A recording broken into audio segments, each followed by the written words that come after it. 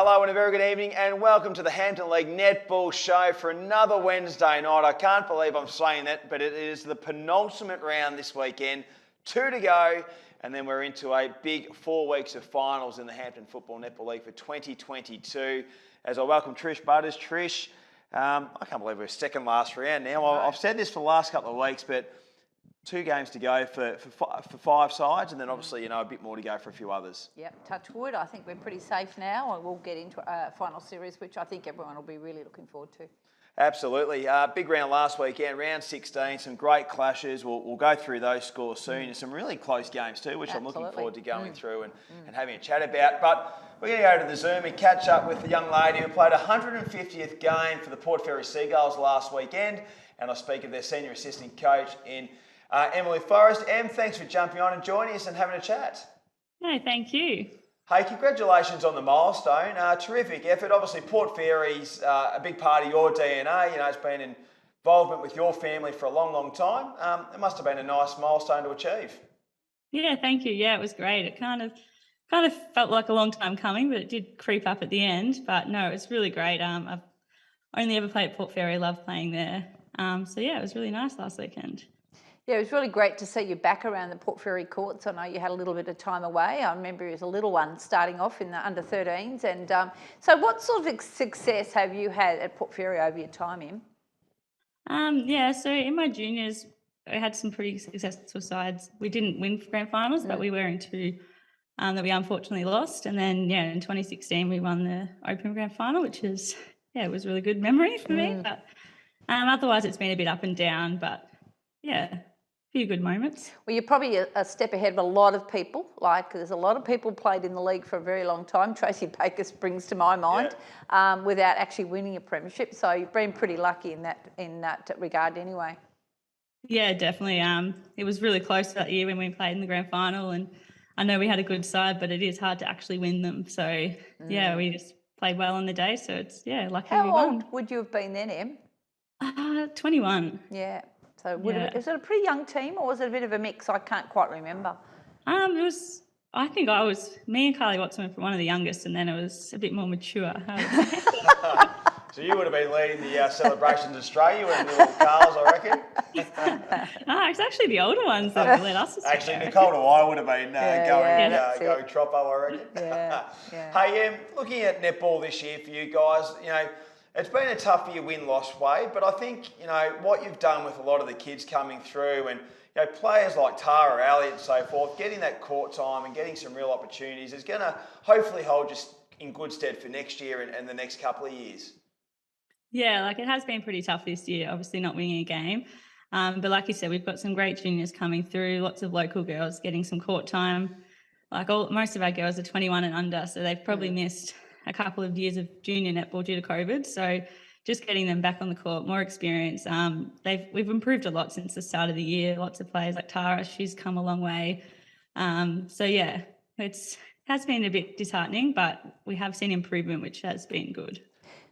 So what do you think will be next year? Are you going to be able to retain them all? That's the hardest part at the end of a season, especially with young people that head off for work or uni. How many do you think you might retain next year, Em?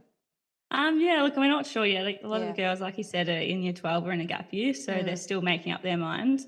Hopefully we can retain a few of us, but like I said, time will tell. Once they make up their minds, we'll know more. You've always been a club that's had a great netball program, like every other club, I guess, but you guys have always done pretty well, juniors and obviously, your lower division, open division, senior divisions and so forth, and you guys are going pretty well, I think, in the senior divisions, even in the juniors this year too, Em. So, even though you guys probably haven't had the win-loss as you would have liked in Open, but I think as a general whole netball program, things are looking pretty good over there. Yeah, they are.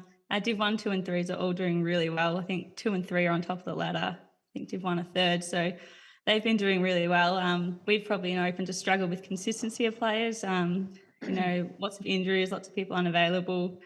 So that's probably been the hardest thing, but we've had all our Div 1s have pretty much all stepped up and helped us out, which has been fantastic because sometimes it's put a bit of a detriment to their side. But, it's just grateful that we've got some good teams below us that can really help us out and hopefully, they can do well in finals. Yeah, so I think, as you're saying, it's like some of those experienced players that have played the Open in the past and stayed around the club, which is really good for your club. What about in your juniors? I can't remember. I haven't got my phone here. How are the juniors going? Yeah, look, the under-17s haven't won a game either, but, they've come a long way. They're doing well. 15s have had a few wins, and I think 13s have had a couple. So Yeah. none of them will make finals, but like us, I think all teams have improved throughout the season, which is good. And yeah, that's what you can hope for. One last one, Em, before we let you go, and we really have appreciated your time. Obviously, you're probably one of the experienced players on the list. How have you enjoyed sort of that mentoring and coaching role alongside Renee this season with some of the kids emerging groups? I know you've built a really good bit of synergy there with Tara Elliott. So have you done a bit of work with Tara as well? Yeah, we do work together a lot. I've never really been a big talker on the court, so it's been a lot different for me this year. But yeah, I think Tara and I at the start of the year, we weren't probably working that well together, but we have come together and working much better.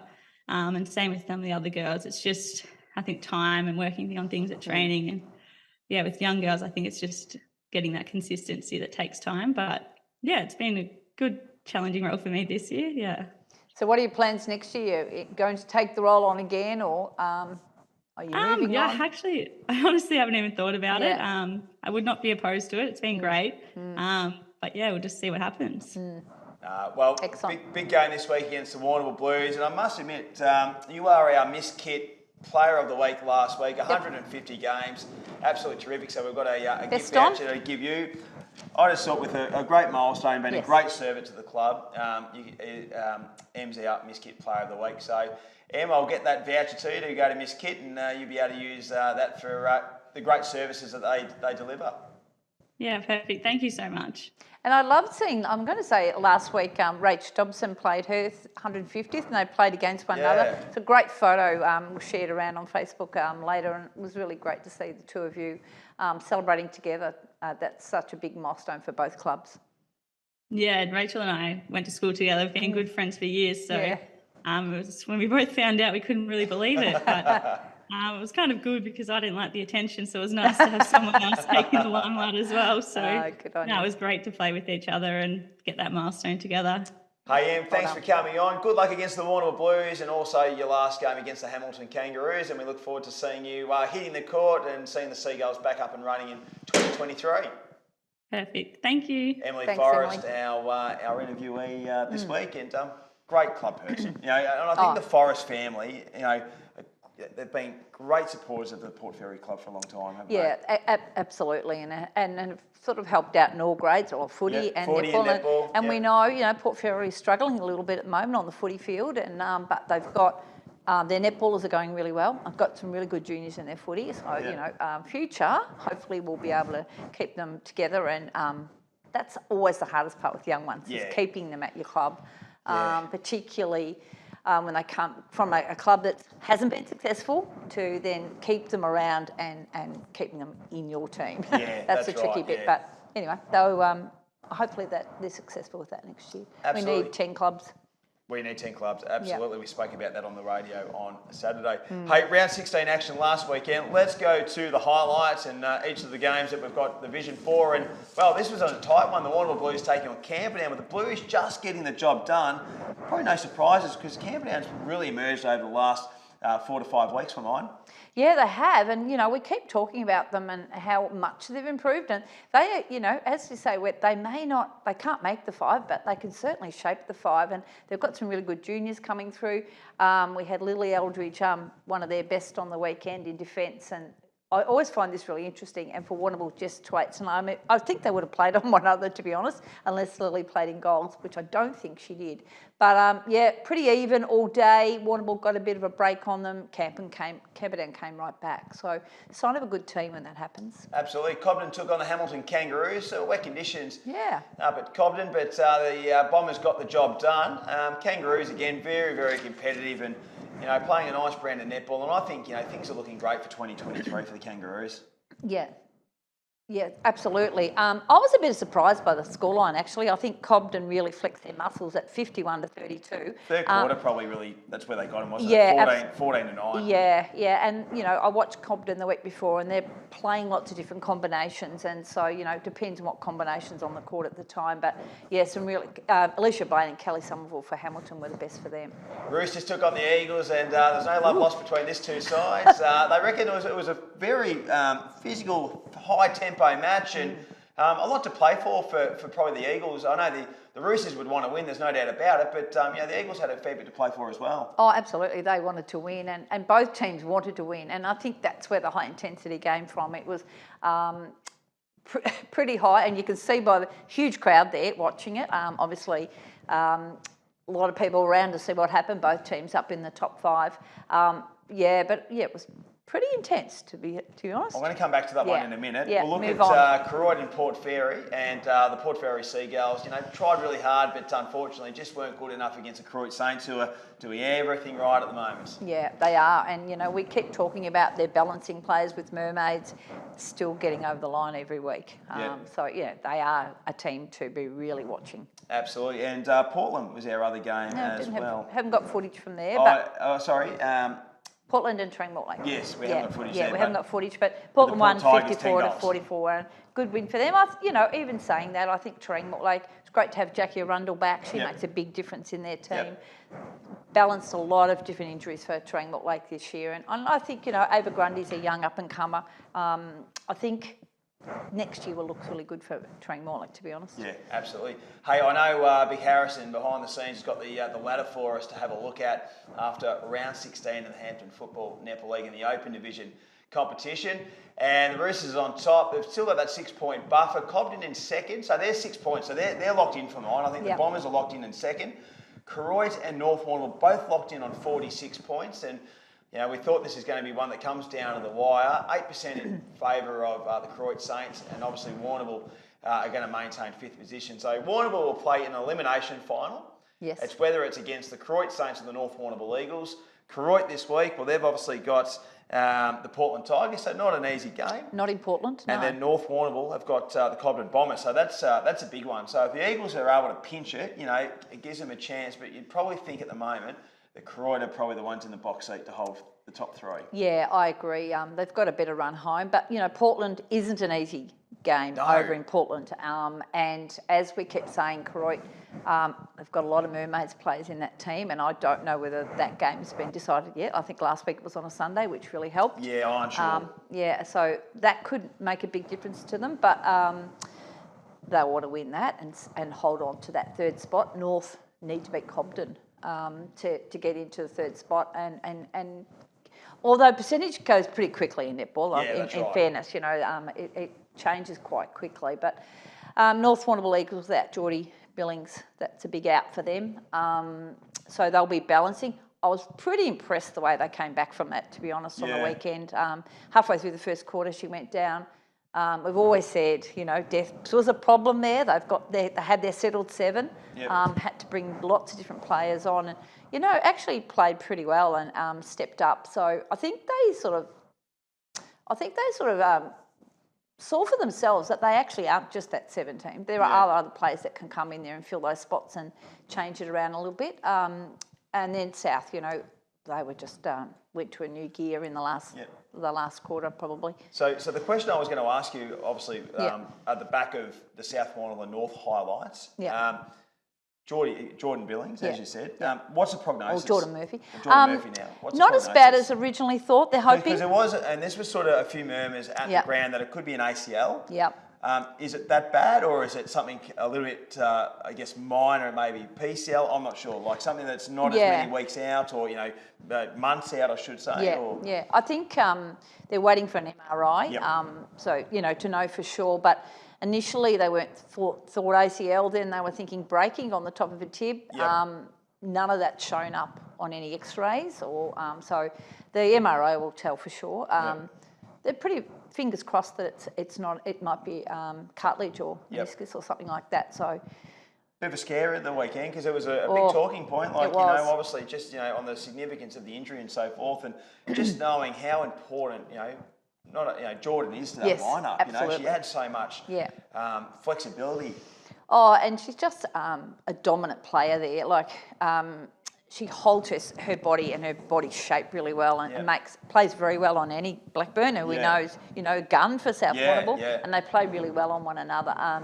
So it did upset the apple cart a little bit for a while, but What was the adjustment they made? So once Jordan come off, what brought was the on adjustment they Kim Wines, who okay. played in Div 1 a whole game, Yep. had to come onto the court, played till half time. I thought she played really well. Played a totally different game to what Jordan plays.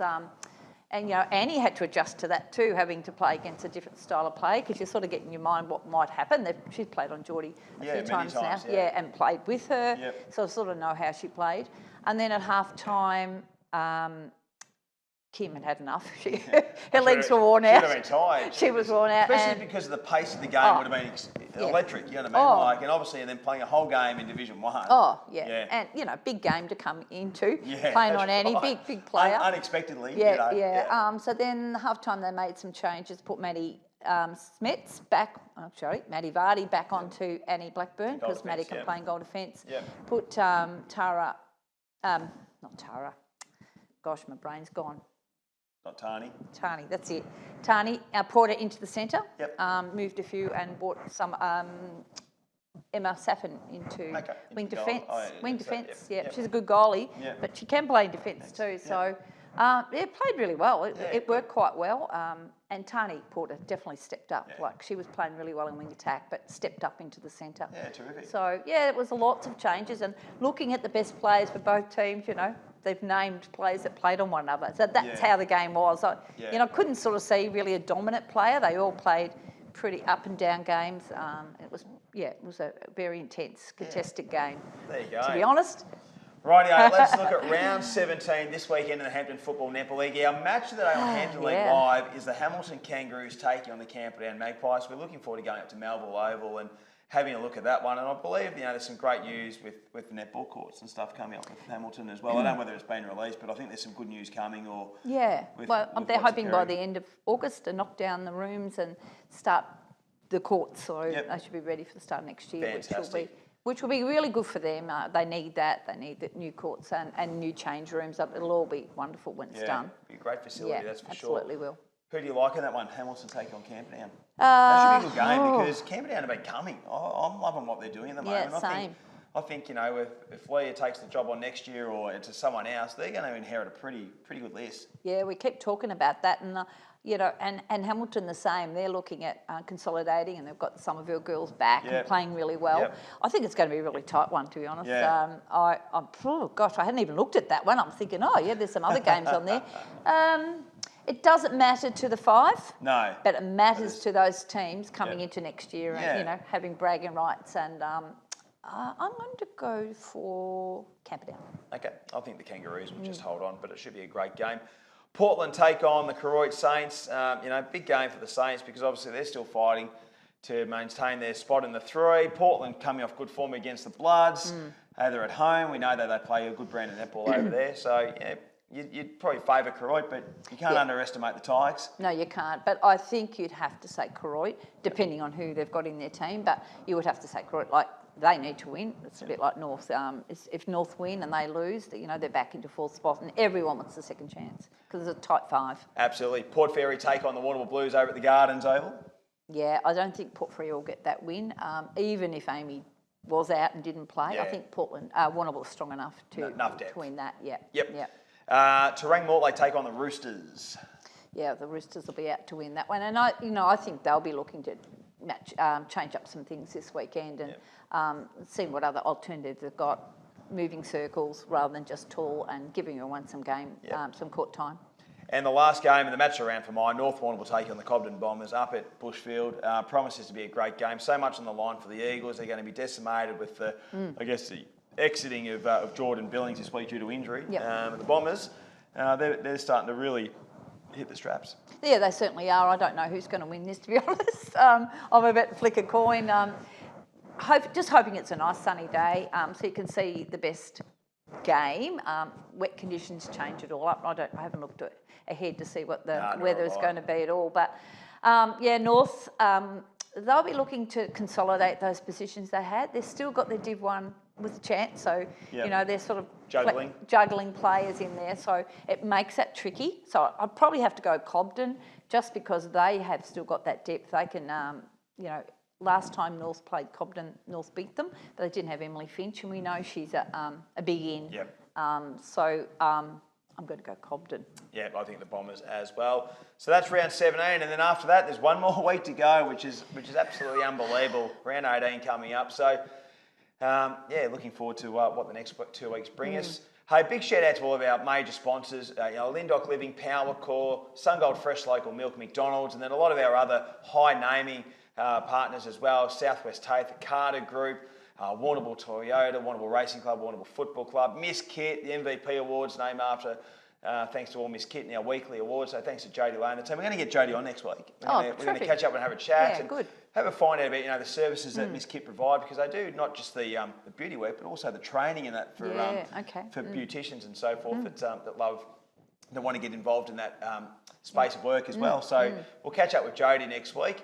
And all of our other sponsors, we really appreciate you jumping on and supporting the Hampden Football and Netball League. It's been one hell of a season so far, and let's hopefully the next 6 weeks are going to be ultimately the best we've seen for the year. Absolutely, and we've had some beautiful weather this week, so if that continues for the finals, it's going to be a cracker final series. And we've started our junior finals into preliminary finals this weekend at Camperdown for them, and was up there at Mortlake last weekend and saw some really good games. And nice kids. There's some really good kids coming through. The standard has really improved on that Sunday comp. So, and a really good cross-section of teams. So I was really quite happy with that. Question without notice. Yes. And don't know whether it's probably been discussed but not released yet.